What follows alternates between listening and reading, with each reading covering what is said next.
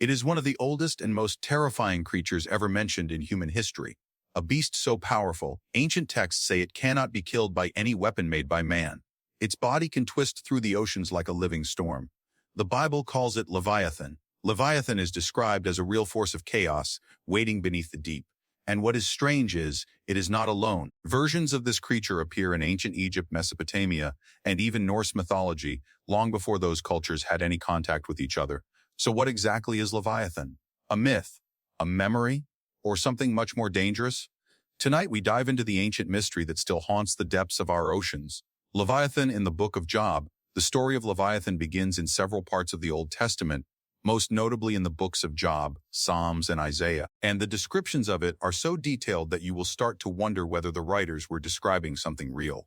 It begins in the Book of Job. Here, Leviathan is introduced by God himself.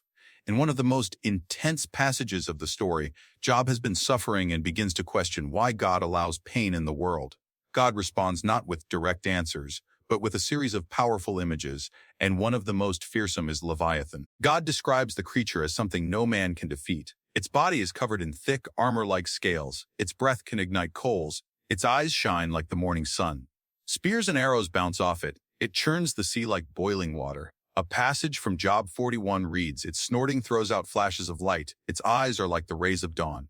Flames stream from its mouth. Sparks of fire shoot out. Smoke pours from its nostrils as from a boiling pot over burning reeds." The message is clear. Leviathan is a creature of overwhelming power, something no human could possibly control. Only God has authority over it. And by reminding Job of this, God shows just how small and limited humans are in the face of divine power. In this way, Leviathan becomes a symbol of the chaos that only God can tame. Leviathan's in Isaiah, but the story does not end there. In the book of Psalms, Leviathan appears again, this time not alive. One psalm praises God for his mighty acts, saying, "It was you who crushed the heads of Leviathan and gave it as food to the creatures of the desert." Here, Leviathan seems to represent a cosmic enemy, something from ancient times that had to be destroyed when the world was being formed. Some scholars believe this reflects an even older tradition, shared by other cultures, in which sea monsters were symbols of chaos that had to be overcome by the gods. Then, in the book of Isaiah, Leviathan shows up one more time, but now the story shifts into the future. We will return to that part shortly. The Leviathan of the rabbis, Midrash and Talmud. Many early Jewish texts treated Leviathan as something very real. In the Midrash and Talmud, Leviathan is described as a sea monster so large that only one male was allowed to live. According to tradition, God killed the female Leviathan early on to prevent the species from multiplying, because if it had, the world could not survive. And there is another twist. According to these ancient texts, Leviathan has a special role in the end of days. When the Messiah comes, God will slay the remaining Leviathan and prepare its flesh as a feast for the righteous. Its glowing skin will be used to make tents for the celebration, and some say it will even cover the walls of Jerusalem with light. This might sound strange, but if you still think of Leviathan as just a metaphor, why did so many ancient texts treat it like a real threat? Lawton and the storm god Baal, take for example, the Ugaritic myths from the ancient city of Ugarit, located in what is now Syria. These stories, carved into clay tablets over 3,000 years ago, describe a creature named Luton. He was a giant, coiled, seven-headed sea serpent who served the chaotic sea god Yam. Yam was no hero. He threatened the other gods and sought to overthrow the order of heaven. To stop him, the storm god Baal stepped forward. Baal defeated both Yam and his monstrous servant Lawton in a divine battle that restored balance. Sound familiar? It should. The Hebrew Bible later describes Leviathan using nearly the same phrases: twisting serpent, fleeing serpent, the dragon of the deep. To protect their lands, the people of Ugarit carried out sacrifices to Baal, who was believed to have defeated the beast. Bulls were often offered on mountaintops, and priests would chant lines meant to rebind the heads of Lawton. In some coastal areas, carved figures of monsters were lowered into water and sealed, as if chaos itself could be locked away. Some scholars believe that the story of Leviathan is a direct descendant of the Lawton myth, just retold with new characters and theological meaning. And what makes this even more striking is that the Ugaritic people lived before or alongside the early Israelites. Tiamat and Marduk, the Mesopotamian origin, and it does not stop there. Travel east into ancient Mesopotamia. This time, the creature is Tiamat. She is not just a sea monster. She is the primordial ocean itself, a goddess whose chaotic waters give birth to all the gods. But when those gods begin to disrupt the world she created, she rebels. Tiamat rises filled with rage. From her body she spawns monstrous children, dragons, serpents, scorpion men, and chooses a new consort, Kingu, to lead them in response. The storm god Marduk is chosen as champion of the gods. With wind and sword he confronts Tiamat, defeats her in a great cosmic battle, and then, perhaps the most striking part, slices her body in half. From one half he fashions the heavens, from the other the earth. Here, too, the rituals against Tiamat followed the same logic. At temples like Esagila, priests reenacted the divine battle through ritual games. Fires were lit using salt and dried seaweed, and Marduk's symbolic cutting of the ocean's chaos was performed at the start of each new year. It is a creation story built around a recurring pattern. A chaotic sea creature threatens the world, and a powerful god must rise to bring order. And this pattern appears again and again. Apophis, the Egyptian night serpent. In ancient Egypt, the serpent was called Apophis. Each night, as the sun god Ra sails through the underworld, Apophis attacks, trying to swallow the sun and plunge the world into darkness. But Ra, sometimes with the help of Set or other defenders, defeats him before dawn. Every day, the cycle repeats. The Egyptians even had rituals to help Ra win. Priests would make wax models of Apophis, stab them, burn them, and chant special spells, just to ensure that the serpent stayed defeated for one more night. Jörmungandr, the Norse world serpent, now head north, into Scandinavia. The Norse believed that deep beneath the seas of Midgard lived a serpent so massive it encircled the entire world. They called it Jörmungandr, the world serpent. It was the child of the trickster god Loki, and it lay waiting in the deep. At the end of time, in the battle known as Ragnarok, it would rise. Its enemy was Thor, god of thunder. During their final battle, Thor would slay the beast but would die from its venom in return. Once again, sea serpent, chaos, battle, god of order. Vritra and the Chaos Kampf pattern. This repeating pattern across civilizations has fascinated scholars for generations. Known as the Chaos Kampf, the chaos struggle, it is a mythological structure that seems to exist in cultures that never met, never traded stories, and never shared borders. The Sumerians had it, the Canaanites, the Babylonians, the Hebrews, the Egyptians, the Norse. Even the Vedic texts from India describe the god Indra slaying a serpent named Vritra, who hoarded the waters and blocked the rain. How is it possible that so many distant societies came up with such similar stories? Is this simply a shared psychological metaphor for nature versus civilization? Or is it something else? Some researchers have asked a more daring question: what if all these stories, Latin, Tiamat, Apophis, Leviathan, were based on a common memory? A memory of something real, a creature from the ancient world so fearsome, so unstoppable, that it imprinted itself onto the myths of every civilization it touched. Deep-sea caverns and hidden chambers, course. Many people think these stories are just myths. However, what if recent deep-sea exploration has discovered massive underwater caverns, vast pitch-black spaces beneath the seafloor, that eerily match ancient descriptions of Leviathan's domain? In both the Mediterranean and the Pacific, researchers using sonar and remote-operated vehicles have mapped hollow chambers far below the ocean's surface, some so wide and deep that light has never touched their walls. Their scale and structure are reminiscent of descriptions found in ancient religious texts and mythologies, where Leviathan is said to dwell in the depths, in the abyss, or beneath the foundations of the sea. The Bloop 1997. In 1997, the United States National Oceanic and Atmospheric Administration, or NOAA, recorded something unusual. Deep in the South Pacific Ocean, hydrophones picked up a powerful sound. It was ultra-low, wide-ranging, and absolutely massive. Scientists named it the Bloop. At first, some suggested it could have been caused by ice movement or tectonic shifts, but others were not so sure. The Bloop did not behave like a geological event. In fact, it resembled the vocal profile of a living organism, but with one problem: whatever made that sound would have had to be several times larger than a blue whale. To this day, the source remains officially unidentified. Strangely, that recording came from an area not far from one of the largest undersea cavern networks ever discovered. Coincidence? Perhaps, but the mystery deepens. The Baltic Sea anomaly. In the Baltic Sea, divers in 2011 discovered a strange circular object on the seafloor. Its outline was almost perfect, flat on top, ridged along the edges, and marked with what looked like symmetrical grooves. Around it, rocks appeared mysteriously charred, despite the freezing environment. Some called it a sunken UFO. Others believed it was a geological formation, but for a few, the shape, along with the trail carved into the seabed behind it, looked eerily like something that had landed or surfaced. The Bermuda Triangle. Then there is the Bermuda Triangle. This patch of ocean, stretching between Miami, Bermuda, and Puerto Rico, has puzzled scientists for decades. Ships vanish. Aircraft disappear without distress calls. Compass readings behave strangely. Skeptics blame the weather, rogue waves, or magnetic anomalies. and many of those explanations are valid. But others point to the triangle's deep waters, where cracks in the seafloor open into caverns large enough to swallow entire vessels. Even today, the deeper parts of the triangle remain largely uncharted.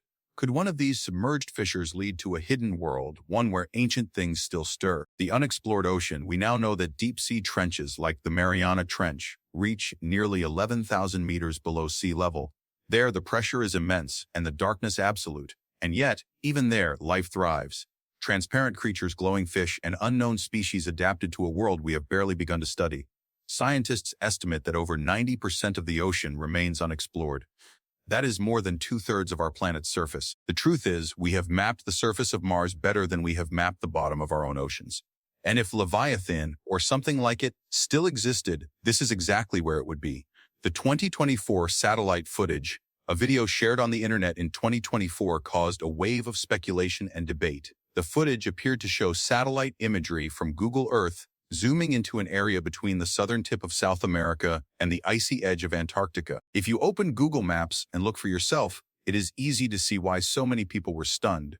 As you zoom in on the icy waters between South America and Antarctica, you will see a massive shape with what look like two eyes, a wide head, and a long, reptilian body stretching into the deep.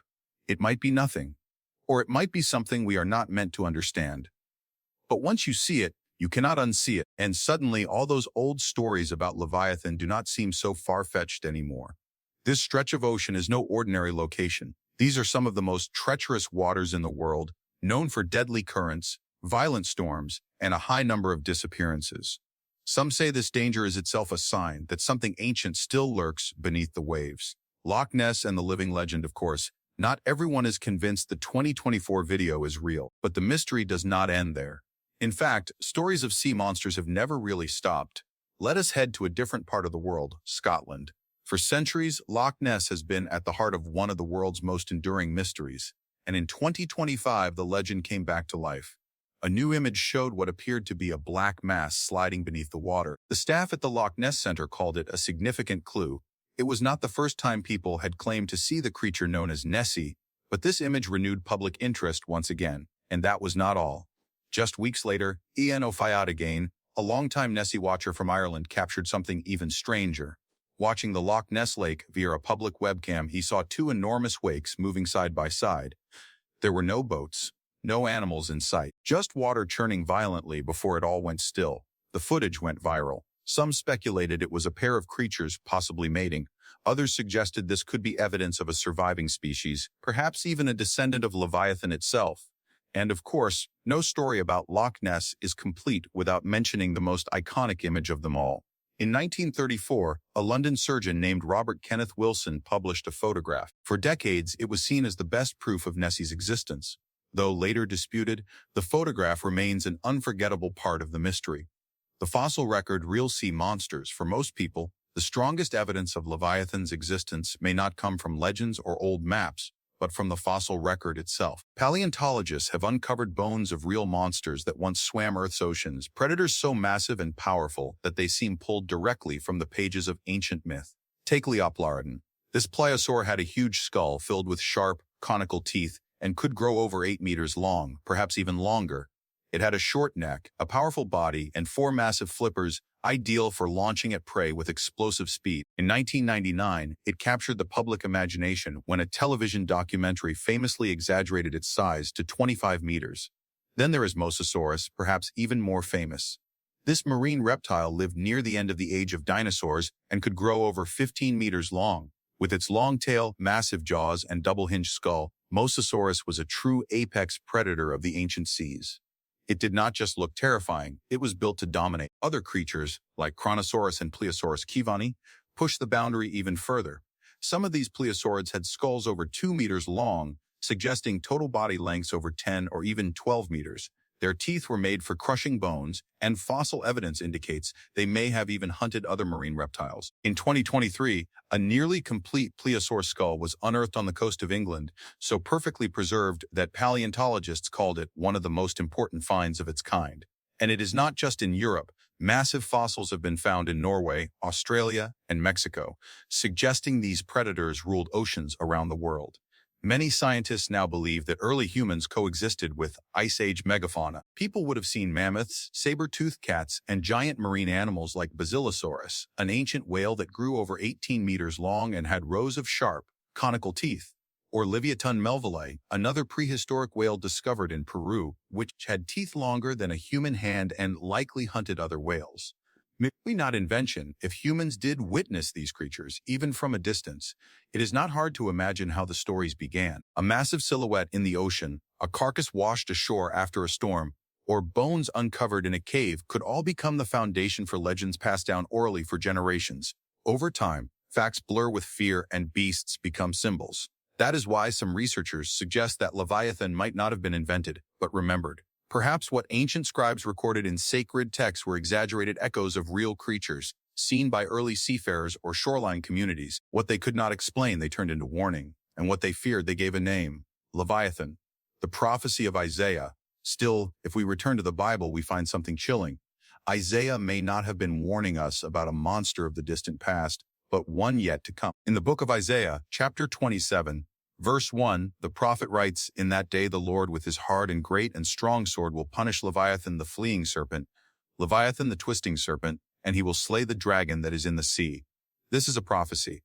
The verse points toward a future event, one that will happen in that day, a phrase often associated with the biblical end times. According to the passage, Leviathan is not just a creature of chaos, but one that will rise again before being destroyed by divine power. For that to happen, Leviathan must first return. The beast of Revelation, this same theme appears again, centuries later, in the book of Revelation. In chapter 13, a great beast rises from the sea. It has 7 heads, horns, and blasphemous names written across it. Many theologians believe this sea beast is symbolically tied to Satan himself, but its physical description echoes something much older: the twisting, coiled Leviathan from the Hebrew scriptures. And in Revelation 12, another dragon appears, waging war against heaven. It is cast into the sea. Some interpretations connect this dragon with the one Isaiah mentions, suggesting that Leviathan is not merely a creature of legend, but part of the ultimate battle between good and evil, chaos and order. Signs of fulfillment. What makes these prophecies even more unsettling is that many people believe we are already seeing the signs foretold in Scripture. Rivers are drying. The Euphrates, a river with deep biblical significance, is shrinking faster than ever. In some areas, mysterious sinkholes and caves have appeared as the water disappears, leading to speculation about what lies hidden beneath. Some have even claimed that voices or groans have been heard in these places, though those reports remain unverified.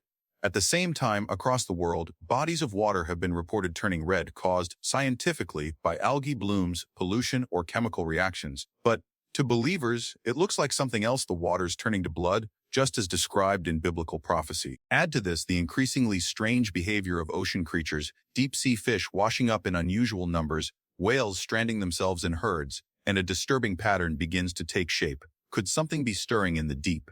There are even more speculative theories. Some researchers, blending biblical language with scientific curiosity, have suggested that the moon, specifically its gravitational cycles, might have the power to disturb whatever lies at the ocean floor. Just like the moon creates tides, could it trigger something ancient beneath the seabed? Of course, this remains firmly in the realm of theory. Closing, but for many, the signs are there. And if ancient texts are correct, then Leviathan is not only real, it is waiting. Somewhere in the abyss. So at the end, what do you make of it? A myth, a monster, or something more? Whichever answer you settle on, the deep keeps its silence, and over 90% of the ocean still waits for whoever dares to look.